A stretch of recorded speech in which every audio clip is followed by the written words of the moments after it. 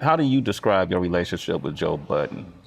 I mean, listen, me and Joe Budden aren't, we're not friends like that. We're not like, we didn't go to the same fucking high school or something, you know what I'm saying? So I get that part. But when I'm out here flying around to different places and doing interviews and trying to use my platform to pump up Slaughterhouse every chance I get, and you're using your platform to fucking trash me, and I'm one of the things that keeps this ship moving. Do you know what I'm saying? So you're doing something, you got a voice in hip hop, so you actually could be affecting this ship a little bit. You know what I'm saying? Because you don't owe me nothing. But I've never gotten a fucking interview and been like, Joe Budden shit is fucking trash. That last album he put out is fucking trash. So that's kind of the attitude I took to this whole album. Kamikaze is like, all right, what if I give everybody my opinion about them? But look, I want to talk about Slaughterhouse because there's a lot of, including myself, people that really feel like the Slaughterhouse saga was unfinished. You know, I know there's a Glass House album that was pretty much completed but never released, right? Where we had left it about 2 years ago was everybody came in and some of the guys in the group picked certain beats. Some of the guys didn't feel those beats, so they liked the other beats. And there was definitely enough songs to put an album out, but for the most part, it wasn't a complete picture because everybody wasn't on the same page of what their favorite songs were. So I thought they were gonna go back home, regroup, and try to make a few more songs. I didn't hear anything from that, and then at that point I started getting really deep into Revival. You know, I was recording every day. So a couple months go by, and from what I understand it to be, what I was told, I didn't hear this firsthand, but Joe said, Slaughterhouse ain't hot right now, we don't have a buzz, we need to put out a mixtape. From that point, everybody started branching out. Royce went and did his album, Prime. Like, everybody started doing their own kind of solo shit. So I thought they were just happy with that. You know what I'm saying? Like, they just wanted to maybe work on their own projects for a while and we would come back and visit this or whatever. When we made the first Slaughterhouse album. The Welcome to Our House? Welcome to Our House. That was another album that I felt like, holy shit, people literally just trashed this. They trashed this album. There was a huge fucking backlash of, oh man, this ain't what we want to hear. It sounds too polished and all that shit. Like, you're critiquing these guys who are fucking wordsmiths.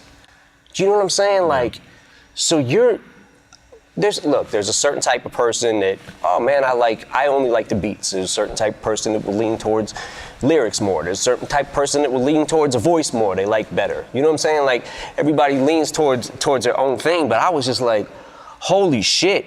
Because to me, the beats were crazy on that album. And only thing I did was added my little touch of like sprinkling music in these tracks and mixing them to try to bring out, the production a little bit, which I don't even know if I did any actual beats on there on the first album, but all I heard was the backlash that it was too polished. Yeah. So we said, okay, let's do another album and then you guys do what you want to do with it, which is we left the ball in their court kind of thing. So I didn't want to touch it in the sense of like, other than give my opinions on songs, I didn't want to touch it with my production because I felt like what if that is the reason that they didn't sell albums? I don't want to hinder that, you know what I'm saying? So we gave him another album and next thing I know, I hear Joe talking about who got that money, who got what money. Like, he did say, I saw a clip that he put up, an interview with him and Crooked, that he felt like that maybe, perhaps, like he alluded that you and Paul got majority of the money. But the album, I hate to say this because I think the guys are super fucking talented, but the album didn't do much to even recoup the first budget. Then we spent hundreds of thousands of dollars on the second album that never came out. What money didn't you get? I don't know if I made a fucking dime off Slaughterhouse. I don't care if I made nothing. I believed in them. So I wanted them to I wanted them to be huge, man. I really did. I wanted a group that lyrical to fucking just bust through everything. You know what I'm saying? And it definitely hurt my feelings a lot when the album didn't do good, the first album. It was just like, fuck, man. Like when we got CeeLo on the hook of the My Life song, I was like, yo, this might be out of here. What was the meaning behind the line when you said the last hit? I'm paraphrasing. The last hit you got was with your ex-chick. That was what that was. What's that? That was a tap. Just a tap? It was a tap, but it was also saying that his alleged domestic abuse things or whatever, which I'm not gonna get into, but I feel like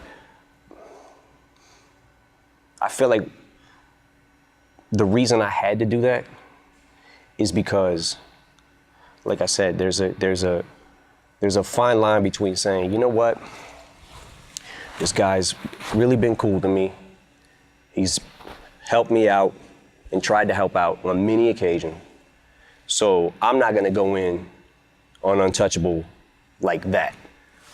I'm gonna say it ain't for me, I'm not crazy about it, whatever. But to be the worst song you've ever heard in your life, have you listened to your own shit? Do you not listen back? Because if that's the worst fucking song you've ever heard in your life, I don't know. Yeah, that's interesting. So we'll never see that Glass House album, probably, as far as you know. I don't know. I don't have the answer to that. I want to just make it clear, though, that aside from the Joe shit, I think that Slaughterhouse is one of the best rap groups ever to ever happen. But that being said, I wish their first album would have connected. Yeah. To more people than it did. I don't, to this day, I still don't. Me and Paul are like, what the fuck happened? You know what I'm saying? Like, but look, man, everybody's not gonna like everything you put out all the time, so. That was a dream team of MCs, though, and I think a lot to what you're saying in regards to why aren't people reacting to these wordsmiths is that's how we came up, you know, and honestly, what people may not realize is that's what really separated hip-hop from R&B, rock and roll, and other genres was our ability to bend words to create patterns that made it unique to our genre specifically, which it seems like it's something that doesn't get any credibility. People don't not everybody put a whole lot into that. Now, they don't give a lot of credence to that, you know, which is probably, Slaughterhouse could have been a victim of that kind of ideology. You also, in this album, you went in on MGK. You guys had a discrepancy. He mentioned it in his response song, Rap Devil, you know, that let's call Sway and ask him why I can't get on Shade 4-5. That was in response, so I seen him on the street once, and I didn't know he couldn't come up to Shade at that time, 4-5. And I said, man, come on up, man. And then I had to see him again and say, hey, man, I don't know what the shit is, but until that gets cleared up, there's no way I can have you on there. Yeah. What's the shit with that? What happened? Well, the shit is, just for the record, the thing that was going on that he was saying about my daughter, I didn't even know about that until like literally like a year and a half later. Okay. It never hit my radar. And then one day, you know, you go down the fucking wormhole of YouTube and whatever, right? So I see Machine Gun Kelly talks about Eminem's daughter, whatever, right? So what the fuck? Click on it. Like, yo, why is he? Then he starts doing a press run, basically, about Haley. I'm like, what the fuck? Yo, my man better chill, right? So that's not why I dissed him. The reason I dissed him is actually a lot more petty than that. Okay. The reason that I dissed him is because he got on. First when he said, I'm the greatest rapper alive since my favorite rapper banned me from Shade 45 or whatever he said, right? Like I'm trying to hinder his career. So I don't give a fuck about your career. You think I actually fucking think about you? You know how many fucking rappers that are better than you? You're not even in the fucking conversation. I don't care if you fucking blow or if you don't blow. It doesn't matter to me. But then when you get on Tech Nine's album and you start sending shots and people start hitting me up, yo, Machine Gun dissed you, he just dissed you, he dissed you. I'm like, I listen to it, I'm like, did he really diss me though? I keep listening to it. Y'all just rap, you not gods. And then somebody sends me a screenshot of his Twitter. And it says, had some shit to get off my chest. You just rap, you not God. Some shit like that. Yeah. And I was like. A reference to the Rap God song? Yeah. So I'm like, on the song he said, y'all just rap, you not gods. And on Twitter he said, you just rap, you not God. Had some shit to get off my chest. And I'm seeing, and by the way, this was on the heels of the freestyle he had just did about Shade 45. It's like, shut the fuck up. Shut the fuck up. Now I'm in this fucking weird thing because I'm like, I gotta answer this motherfucker. And every time I do that, it makes that person as irrelevant as people say I am in hip hop. Yeah. I make them bigger by getting into this thing where I'm like, I want to destroy him, but I also don't want to make him bigger. Do you know what I'm saying? Yeah. Because now you're a fucking enemy. So I'll leave it at that. I'm not sure exactly what I'm gonna do at this point right now because I'm still kind of waiting to see what. You haven't heard his Rap Devil response? No, I heard it. What do you think of it? It's not bad for him. Mm-hmm. He has some good lines in it. Did y'all really call Interscope to try to shelve his? Fuck no. I had never made a fucking call, made a call to Diddy, really? Yeah. I got Diddy's number, just hit him up. Yo, Diddy, what up? Never happened. It didn't feel like a diss to me, it just felt like pitiful. I'm like, oh, fuck. Now I'm feeling bad for something I didn't even have to do with. So that's how that happened. So he made a reply to my reply. So regardless of what the fuck he wants to say, oh, it's from 6 years ago. Motherfucker, shut the fuck up. Shut the fuck up. Wait. I'm telling you the reason I dissed you now. Yeah. I'm telling you.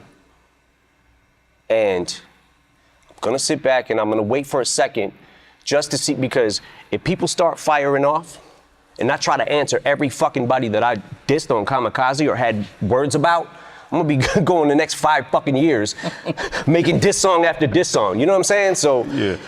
Like. You're gonna get hit though. Dre's all over this project? Dre's input was all over it. There's a couple songs that he kind of deaded them just because he didn't have a good reaction to them, and he also felt like one of them was going a little far. A song? Hey, man. What does that mean? Like, how far did it go? It definitely went too far.